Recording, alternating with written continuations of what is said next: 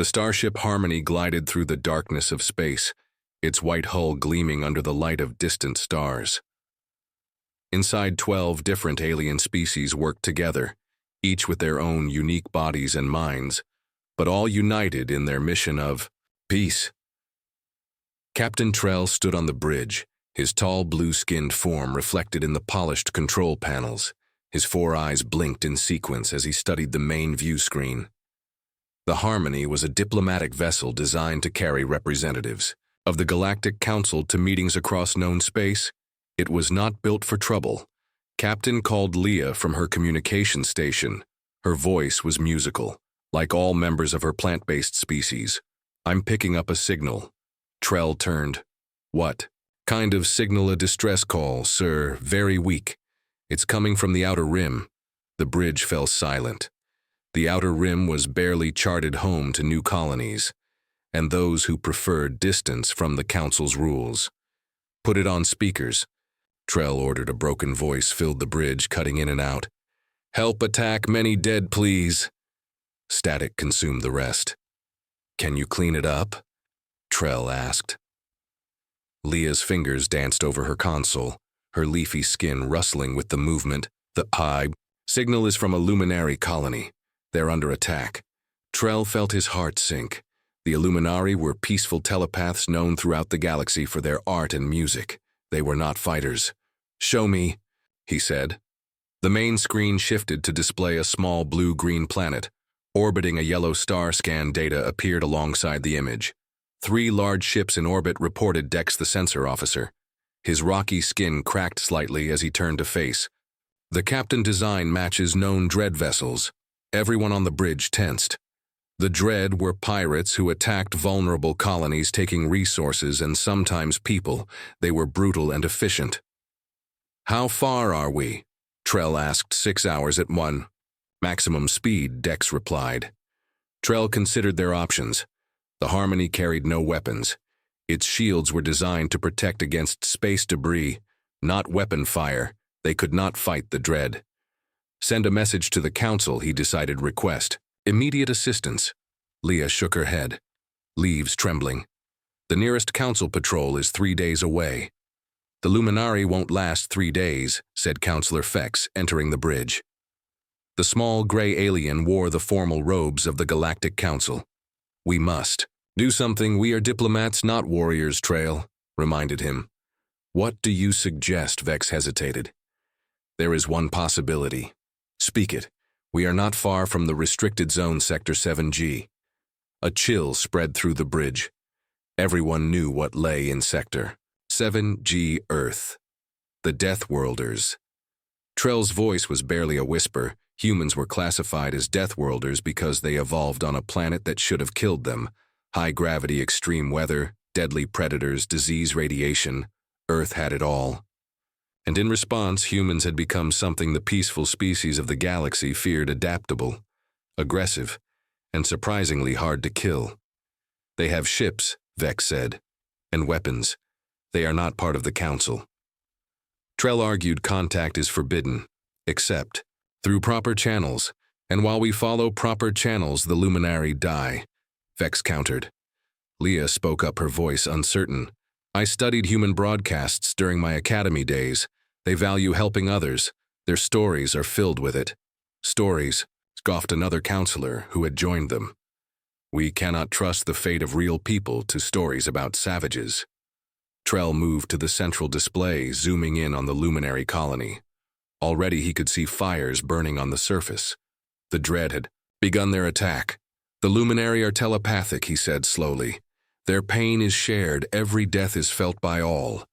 Do you understand what that means? They are experiencing a collective nightmare." The bridge fell silent again. "Leah." Tell decided redirect. The Luminary signaled toward Earth. "Add a translation matrix and the colony's coordinates." Captain protested the second counselor. "That violates at least 6 Council directives. Note my violation in the log." Trell said calmly, "I take full responsibility." Leah worked quickly, her fingers connecting pathways between stars. Signal redirected, translation attached. "Now we wait," Trell said. "They won't come." The skeptical counselor insisted. Why would humans risk their lives for aliens they've never met? Tell had no answer. The Harmony took position at the edge of the star system, far enough to avoid detection by the Dread, but close enough to observe. On the main screen, they watched as the 3 Dread ships descended toward the Luminary colony landing. Craft separated from the main vessels heading for the surface. We should leave, urged the cautious counselor. The Dread may detect us. Not yet. Trell said. Hours passed. The bridge crew took turns resting, but Trell remained at his post watching the silent tragedy unfold. The Dread methodically moved across the Luminary settlement building by building. Captain Leah called suddenly. I'm detecting new signals, multiple vessels entering the system. The Council Patrol Vex asked, hopefully. No, Leah, said her voice filled with wonder. They're coming from the direction of Earth. The main screen shifted to show 7 ships approaching at incredible speed. Their design was unlike anything in Council records. Sleek and angular, they bristled with what were clearly weapon systems. They came, Trell whispered. Humans Vex confirmed, equally stunned. How demanded the skeptical counselor. They don't have faster-than-light technology. It seems they do now, Trell observed. The human ships slowed as they approached the planet, forming a precise formation that placed themselves between the Dread ships and their escape route. They're hailing the Dread, Leah reported. Let me hear it, Trell ordered. A human voice, firm and clear, filled the bridge. Attention, hostile vessels. This is Admiral Jack Morgan of the Earth Defense Fleet. You are attacking innocent civilians. Withdraw immediately or face the consequences. The Dread commander's harsh reply came seconds later. This is not your concern. Unknown vessels leave or be destroyed. That is not an option, the human admiral responded. You have 5 minutes to begin withdrawal. The voice of the human carried something the Council species rarely encountered. Absolute certainty. They're going to fight, Vex realized. For strangers, Trell added. The skeptical counselor looked confused. Why would they do this? Trell watched as the human ships moved, with surprising grace taking positions that revealed careful planning. Perhaps, he said quietly, we have misunderstood the Deathworlders all along. On the screen, the largest human ship moved forward, its weapons powering up. The Dread vessels, suddenly realizing the threat, scrambled to defensive positions. Record everything, Trell ordered. The Council must see this. The bridge crew of the Harmony watched in silence as humanity announced its presence to the galaxy in the most unexpected way possible, by answering a call for help 12 hours earlier on the other side of the galaxy. Admiral Jack Morgan had been reviewing training reports in his office aboard the Mars Orbital Command Station. His desk was covered with tablets showing fleet exercises and personnel evaluations. At 52, Jack still maintained the fit build of a soldier with short gray hair and eyes that missed nothing. A soft chime interrupted his work. Admiral, came the voice of the station's AI. We've detected an unusual signal. Jack looked up. What kind of signal? Unknown origin, sir. It appears to be. Alien. Jack sat down his tablet. Humanity had been searching for signs of intelligent alien life for centuries. There had been hints and clues, but never direct contact. Show me, he ordered. A holographic display appeared above his desk. Strange symbols scrolled across it, followed by their translation into English. Help attack. Many dying coordinates follow. Jack stared at the message. Verify this. Could it be a hoax? Signal origin is 78 light years from Earth, sir. No human technology could transmit from that distance. Jack felt a chill run down his spine. This was real. Within 30 minutes, he stood in the station's main conference room with Earth's top military and scientific leaders connected via secure video. The signal is genuine, reported Dr. Eliza Reed, Earth's leading xenobiologist. Her dark skin contrasted with her white lab coat as she gestured to the data. The translation matrix attached to the message is incredibly sophisticated. Whoever sent this wanted to make absolutely sure we understood. It's a trap. General Williams said bluntly, why would aliens we've never met contact us for help? Maybe because they need it, Dr. Reed suggested. The message is simple and urgent. Jack studied the star map showing the signal's origin. What do we know? About that region of space, nothing admitted the head of astronomy. It's beyond our exploration range. Politics took over the meeting as government officials debated the risks. Some wanted to send a response, but no ships. Others insisted on weeks of deliberation before any action. Jack listened silently until he couldn't anymore. While we talk, he interrupted. People beings are dying, he stood up. I'm taking the rapid response fleet. You don't have authorization. The defense secretary protested. By the time we get authorization, it will be too late. Jack said 7 ships are best. Crews will be ready to launch in 3 hours. This could be first contact with alien life. Dr. Reed pointed out we should send scientists, not just soldiers. Jack nodded. Pack your bags, Doctor, you're coming too. Aboard the flagship Defender, Captain Ben. Rivera watched his crew prepare for humanity's first journey beyond their solar system. The 7 ships of Earth's fleet were the best they had. Fast, well-armed, and equipped with the experimental FTL drive that had only recently passed its final test status report. Ben called out to his bridge crew engines at full capacity. Reported engineer Tom Reeves without looking up from his console. His fingers danced across the controls, making final adjustments. The new drive is stable, but I've never pushed it this far before. Weapon systems online, added Lieutenant Maya Wilson from Tactical. Her normally calm voice had an edge of excitement, though I hope we won't need them. Ben turned as Admiral Morgan and Dr. Reed entered the bridge. All ships, report ready. Admiral Ben said. Jack nodded. Then let's make history. He faced the communications officer. Send to all ships. We are responding to a distress call. Our mission is to help if we can, and to represent humanity with honor. Set course for the transmitted coordinates, maximum speed. The Earth fleet broke orbit around Mars. As they cleared the solar system, Tom activated the FTL drives. The stars blurred around them as the ships accelerated to speeds humanity had only dreamed of until recently. In the officers' mess later, Maya found Dr. Reed studying the alien message. What do you think we'll find? Maya asked, sitting across from her. Eliza looked up. I've spent my life wondering if we're alone in the universe. Now I know we're not, she smiled. But I never imagined our first contact would be responding to a call for help. It makes sense, though, doesn't it? Maya said, what better way to judge a species than by how they respond to someone in need? When the fleet dropped out of FTL near the coordinates, they immediately detected the 3 large ships orbiting the planet and a smaller vessel observing from a distance. Life signs on the planet. Maya reported 2 distinct types, one concentrated in the settlements, another spreading out from those ships, and the distant vessel has multiple life forms, all different from each other. Those must be the attackers, Jack said, pointing to the 3 large ships. And that smaller ship might be who sent the distress signal. Ben studied the tactical display. The attackers have significant firepower, Admiral, but their ships are slow, designed for intimidation, not combat. Hail the observing vessel first, Jack ordered. After several attempts, the view screen flickered to life. The bridge crew fell silent as they saw aliens for the first time. The blue-skinned, 4-eyed being stared back with equal surprise. This is Admiral Jack Morgan of the Earth Defense Fleet, Jack said calmly, as if he spoke to aliens every day. We received your distress call. We're here to help. The aliens seemed temporarily lost for words before responding. I am Captain Trail of the Galactic Council vessel Harmony. We did not expect you to come. Why not? Jack asked.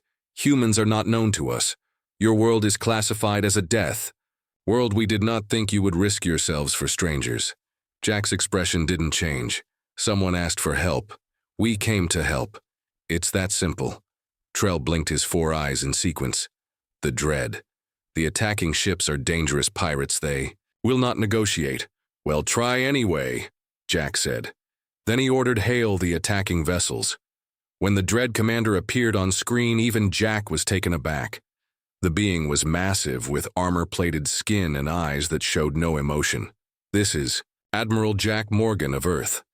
You are attacking innocent civilians. Withdraw immediately or face the consequences. The Dread Commander's harsh voice filled the bridge. This is not your concern. Unknown vessels, leave or be destroyed. That is not an ISHI option, Jack responded firmly. You have 5 minutes to begin withdrawal. The communication ended. Jack turned to his crew. Battle stations, he ordered, form defensive formation Theta around the colony's main settlement. Captain Rivera positioned the Defender to block their flagship. As the Earthships moved with practiced precision, Captain Trell watched from the harmony and astonishment. They're going to fight for people they've never met, one of his officers said in disbelief. Perhaps, Trell replied, that is why they survived their death world. On the Defender's bridge, Jack watched the timer countdown. The dread ships were moving into attack positions. Time's up, he said, as the counter reached 0. Lieutenant Wilson, target their weapon systems. Only let's show them what humans can do. The Earth fleet surged forward to meet the dread ships, humanity's first battle among the stars about to begin. The dread ships loomed over the luminary colony like giant metal predators. Their dark hulls absorbed the light from the nearby sun, making them appear as moving shadows against the stars. Each vessel was nearly 3 times the size of the largest human ship, covered with mining equipment that had been converted into weapons. On the bridge of the Defender, Lieutenant Maya Wilson studied her tactical display. 3 main ships, Admiral, she reported to Jack. Plus 26 smaller craft, they're positioning to block our approach to the planet. Jack nodded. They think size gives them the advantage. Doesn't it? Dr. Reed asked nervously. She stood at the back of the bridge, trying to stay out of the way. Engineer Tom Reeves looked up from his station with a grin. Not if you're faster. Jack opened a channel to all Earth ships. This is Admiral Morgan. The Dread have refused to withdraw. Our mission is to protect the luminary colony and neutralize the threat. Remember your training. These ships are big but slow. Use that against them. Defender will engage the lead vessel. Good hunting from. The Harmony. Captain Trell and his crew watched in silence as the human fleet split into 3 groups. The largest human ships moved directly toward the dread vessels, while smaller, faster craft circled to the sides. What are they doing? Asked Counselor. They're dividing their forces against a superior enemy. Trell had no answer. He had never seen combat tactics like these. The first shots came from the dread beams of energy, lanced out from their largest ship, aiming for the Defender. The human Nile vessel rolled sideways, the attack missing by meters. Evasive pattern Delta ordered Captain Rivera on the Defender's bridge. Get me a clear shot at their main weapon ports. The Defender danced around the Dread's attacks with surprising agility. 2 other human ships joined it, each moving in a different pattern, but somehow coordinating their movements. Now Jack commanded 3 human ships, fired simultaneously. Their weapons struck the lead dread vessel at the same points, creating a surge of energy that overloaded the shields. Their shields operate on a standard frequency, Tom called out, studying the readings. Give me 2 minutes to recalibrate our weapons. While Tom worked, the battle expanded. The smaller human ships engaged the dread support craft, moving so quickly, the larger vessels couldn't target them effectively. They're using pack tactics, observed Trell, fascinated despite his horror at the violence, like predators on the Defender. Tom shouted in triumph. Got it, recalibrating all fleet weapons now. Targeting data sent. All ships, Jack ordered.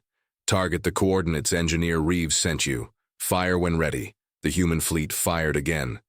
This time, their weapons punched through the weakened shields of the dread ship, striking their engine sections. The Dread Commander's enraged face appeared on the view screen. Who are you to interfere? The weak exist to serve the strong. That's where you're wrong, Jack replied calmly. Stand down and withdraw, or we continue. Never. The Dread Commander ended the transmission. The battle intensified. The dread ships, now aware of the human threat, focused their firepower energy. Beams crossed space, some finding their targets. 2 human vessels took hits, their shields flaring bright blue under the impact. Hawk is damaged. Maya reported as one of the smaller ships veered away trailing debris. They've lost engines, but life. Support is stable. Send Falcon to cover them. Jack ordered. Captain Rivera leaned forward in his command chair. They're trying to divide our attention between their ships and the colony. Jack studied the tactical display, noticing a pattern in the dread movements. They're protecting their lead ship. That's their command vessel. He made a decision. New plan. We target their flagship directly, Sir Maya warned. To get a clear shot, we'd have to move within range of all three of their main ship's eye. No, Jack's eyes never left the display. Captain Rivera, bring us in. I want all weapons focused on these coordinates. He highlighted a section of the Dread flagship. That's going to get us hit, Captain Rivera said quietly. Yes, it is, Jack acknowledged. But we'll get our shot. The Defender surged forward, diving toward the center of the Dread formation. The other human ships provided covering fire, but the Defender was now the focus of the Dread's attention. Shields at 60%, Tom reported as the ship shuddered under. Fire 50%, stay on course, Jack ordered. The Defender took hit after hit. Lights flickered on the bridge. A console exploded in sparks, forcing a crew member to fall back. Shields at 30%. Tom's voice was tense but controlled. Almost there, Rivera muttered, his hands steady on the controls. From the Harmony, Trell watched. In disbelief, they're sacrificing themselves, he whispered. No, Vex replied, understanding dawning on his face. They're taking a calculated risk. The Defender rolled sideways, presenting its undamaged shield section to absorb the next hit. The maneuver placed it directly beneath the Dread flagship. Now Jack commanded all weapons on the Defender fired at once, striking the exact same point on the Dread flagship's underside. The combined energy burst overloaded the ship's shields and penetrated. The hull hitting something critical inside. Explosions blossomed along the Dread flagship's side.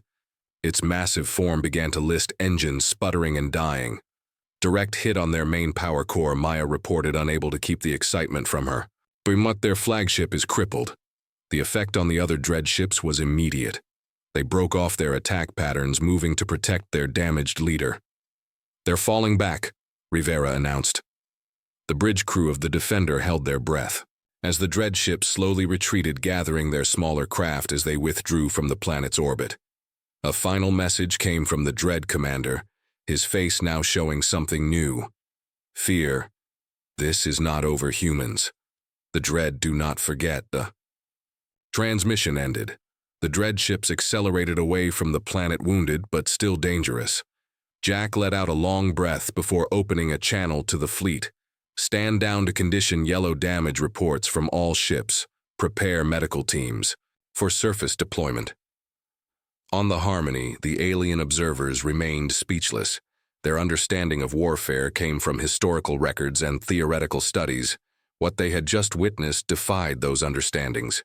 They took damage deliberately, said one counselor in disbelief. They risked death to create an opportunity. And they won, Captain Trell said quietly. What are they doing now? Asked another counselor as the human ships regrouped, some moving toward the planet. They're sending help to the surface. Tell realized. They're not just fighters, they're rescuers. On the HFY Defender, Jack turned to Dr. Reed. Doctor, I need you to lead the first medical team to the surface. We have no idea what we'll find down there or how to help them. Eliza nodded, her mind already racing with possibilities. I'll do my best. Jack looked out at the stars toward where the Dread ships had disappeared. They'll be back with more ships. We'll be ready, Captain Rivera promised. As the Earth fleet secured orbit around the Luminari colony, the first human landing craft prepared to descend. To an alien world, humanity's first interstellar rescue mission was about to begin. The human shuttle descended through the planet's atmosphere, buffeted by winds as it approached the Luminari settlement. Dr. Eliza Reed peered through the viewport. At the alien landscape below, rolling hills covered in purple vegetation surrounded a collection of graceful structures that reminded her of seashells, or they would have, if not for the smoke rising from several buildings and the large craters scarring the ground. Prepare for landing, announced. The pilot scans show breathable atmosphere, but be ready with your masks just in case. Eliza checked her medical kit one last time. Beside her, a team of 6 medics and 10 security personnel did the same. None of them knew exactly what to expect. They were the first humans to set foot on an alien world. "Remember?" Eliza said. "The Luminari are telepathic. Their emotional states may affect us. Stay calm and focused." The shuttle touched down in what appeared to be a central square. As the doors opened, Eliza felt it immediately, a wave of fear and pain that wasn't her own. She steadied herself against the doorframe. "Everyone feel that?" she asked. The team nodded, faces tense. "That's the Luminari," she explained. "They're projecting their emotions. Take a moment to adjust." They stepped out onto alien soil. The security team formed a perimeter while Eliza and the medics looked around. The buildings made of a pearly material that seemed to glow. From within were elegant but showed clear damage from the attack. Several had collapsed entirely. "Life signs everywhere," reported a medic checking his scanner. "Many injured." A movement caught Eliza's eye. From behind a damaged structure, a slender figure emerged. The luminary stood slightly taller than the average human, with pale, almost translucent skin that seemed to shimmer. Large almond-shaped eyes dominated a delicate face, and instead of hair, soft tendrils that glowed with gentle light flowed. From their head, the alien approached cautiously, hands held out in a universal gesture of peace. "Hello," Eliza said softly, stepping forward. "We're here to help. Do you understand me?" The luminary tilted its head, the tendrils swaying. Then it touched its throat and spoke in a musical voice. "I understand. Your translator works." The alien's voice sounded female to human ears. "I am Nara. I teach the young ones. I am Dr. Eliza Reed. We received your distress call." Nara's eyes widened. "You are from Earth." "The Death World." Eliza nodded. "We came as soon as we could." Tears formed in Nara's eyes, glowing like liquid light. "You fought the dread for us. Why we are strangers to you." "Because you needed help," Eliza said simply. "Where are the injured?" Nara led them. Through the settlement. Everywhere they went, injured Luminari huddled in groups holding hands, or simply staying close to each other. Eliza realized they were using their telepathic abilities to share the burden of pain. "The children," Nara explained, leading them to a partially collapsed building. "I tried to shield them when the dread came." Inside, several dozen young Luminari were gathered in what had once been a classroom. Their tendrils glowed dimly, and many had visible injuries. "We'll help them," Eliza promised, signaling her team to begin work. As the medics examined the alien children, Eliza was surprised to find that despite their different biology, many of the injuries could be treated with human medical techniques. The Luminari had remarkable ability to heal quickly when their emotional distress was soothed. "Your pain affects your healing," Eliza observed as she treated a young one with a broken arm. Nara nodded. "Our minds and bodies are connected. The attack created a darkness in our collective consciousness, like psychological trauma," Eliza murmured. "We have that too." Above the planet, the Harmony docked with the Defender. Captain Trell stepped aboard the human vessel. The first official diplomatic meeting between the Galactic Council and Earth Admiral Jack Morgan waited to greet him. The two captains studied each other, representatives of entirely different evolutionary paths your ship performed. "Remarkably," Trell said, choosing his words carefully. "I've never seen such tactics." "We did what was necessary," Jack replied. "How many colonies has the Dread attacked before this one?" Trell's 4 eyes blinked in sequence. "Many. The Council tries to protect them, but our patrol ships are few and not designed for combat." Jack observed. "The Council values peace above all." Trell explained most spacefaring species evolved past warfare thousands of years ago, except the Dread, Jack pointed out. "There are always exceptions." Trell hesitated. "Your species surprised us. Deathworlders are typically aggressive, dangerous. We feared contacting Earth might bring more violence to the galaxy, not less." Jack smiled slightly. "Humans can be dangerous, yes, but usually only when threatened or when others are in danger." Their conversation was interrupted by a message from Lieutenant Maya Wilson. Admiral, I've been analyzing data from the dreadships. I don't think this attack was random. What do you mean? Jack asked. The dread targeted specific buildings in the colony. They were looking for something on the surface. Eliza had made a similar discovery. While treating the wounded, she noticed the dread had concentrated their attack on what Nara called the archives, a repository of luminary knowledge. What were they looking for? Eliza asked as they watched human engineers reinforce a damaged building. Nar's tendrils dimmed. The old knowledge. The luminary were not always as we are now. What do you mean long ago? Before we joined the Council, we were explorers. We developed technology based on our mental abilities. Ships that could travel vast distances through thought alone. Communications that required no equipment. Telepathic technology. Eliza realized that would be incredibly valuable and dangerous in the wrong hands. Nara added, we abandoned it when we joined the Council. It did not fit their peaceful ways, but we preserved the knowledge. A shadow fell over them. Both turned to see Captain Trell and Admiral Morgan approaching, accompanied by several Council representatives and human officers. Dr. Reed. Jack called.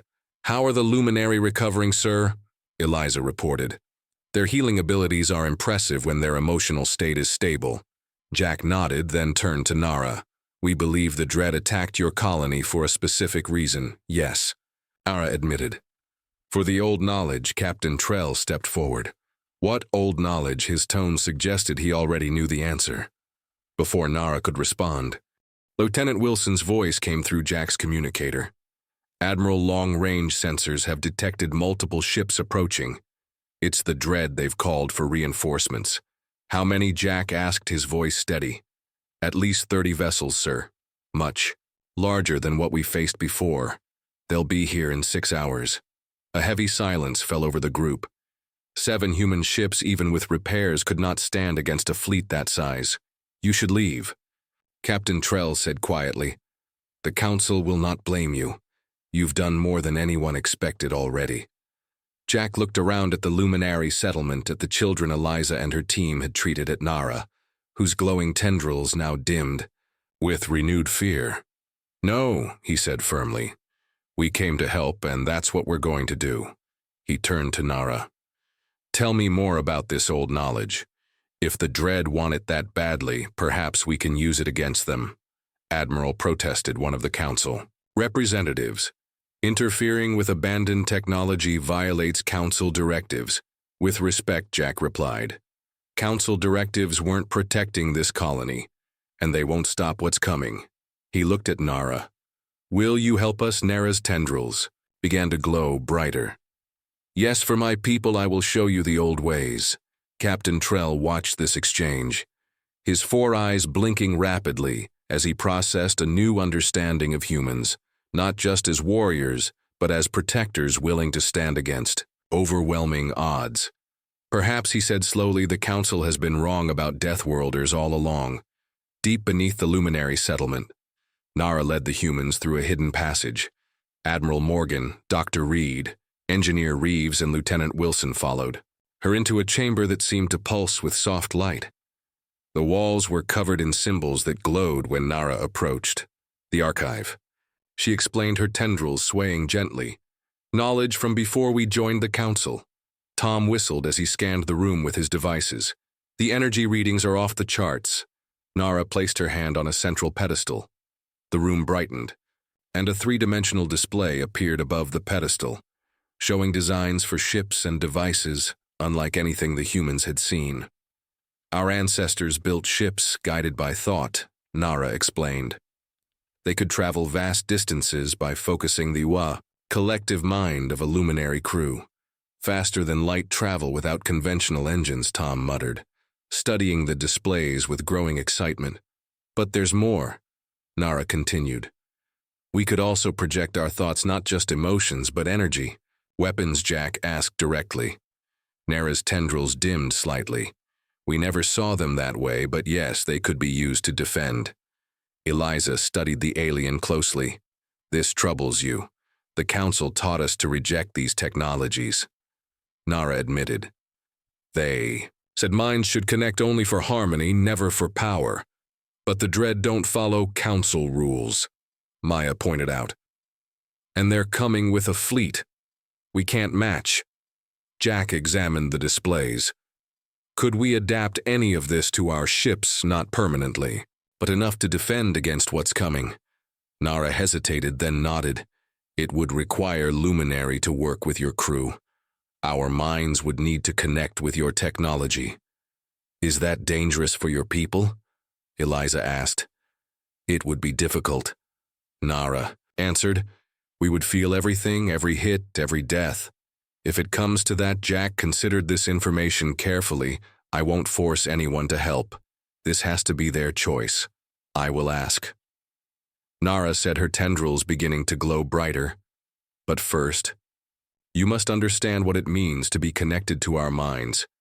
She stepped forward and gently placed her hands on the sides of Jack's face. Immediately, he gasped as feelings that weren't his own flooded his consciousness. Fear, hope, gratitude, and a deep connection to every luminary on the planet. When she stepped back, Jack stood silent for a moment, processing what he had experienced.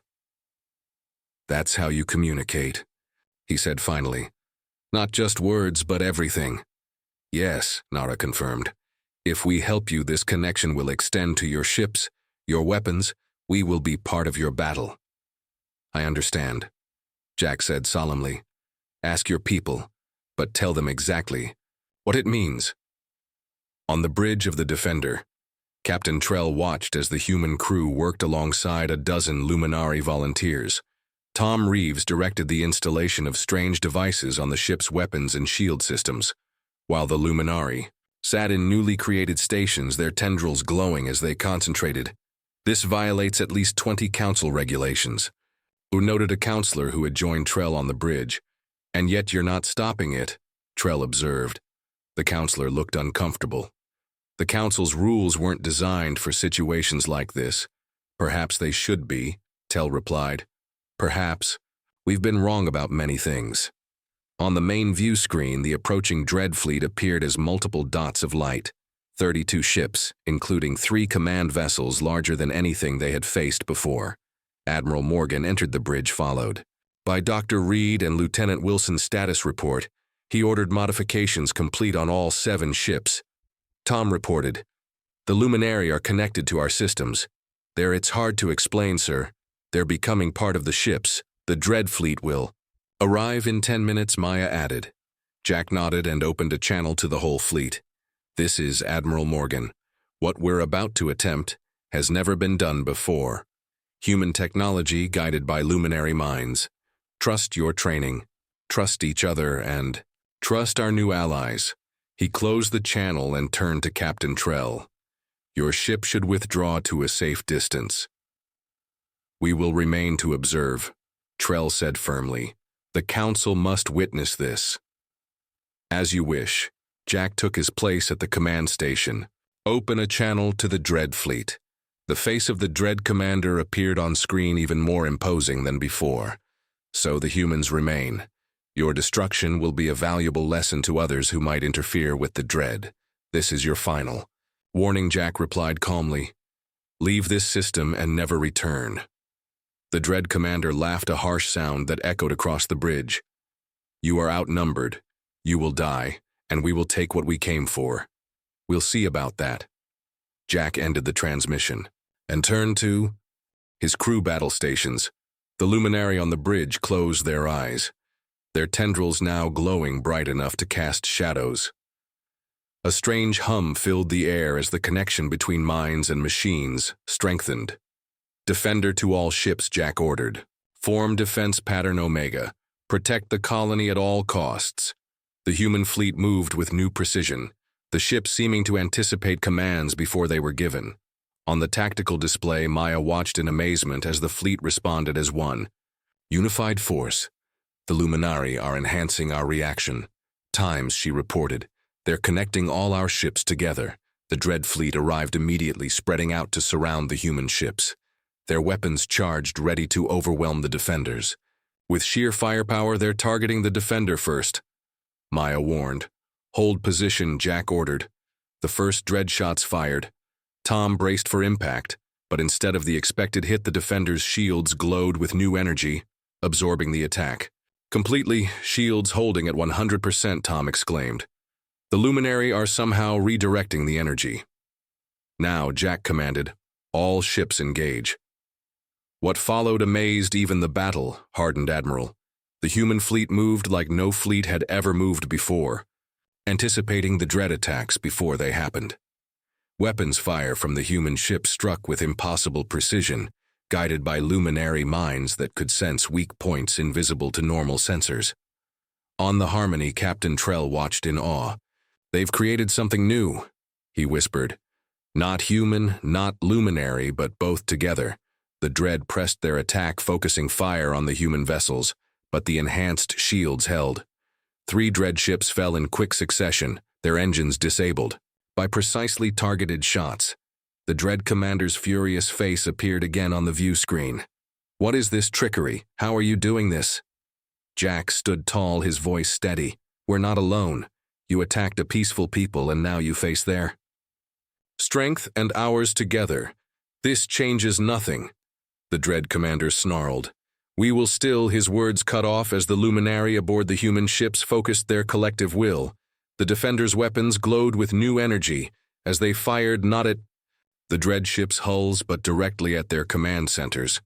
The telepathic enhancement allowed the weapons to penetrate shields, striking with surgical precision. The remaining Dread ships faltered their coordinated attack, falling into chaos. Some began to retreat while others fired wildly. They're breaking formation, Maya reported.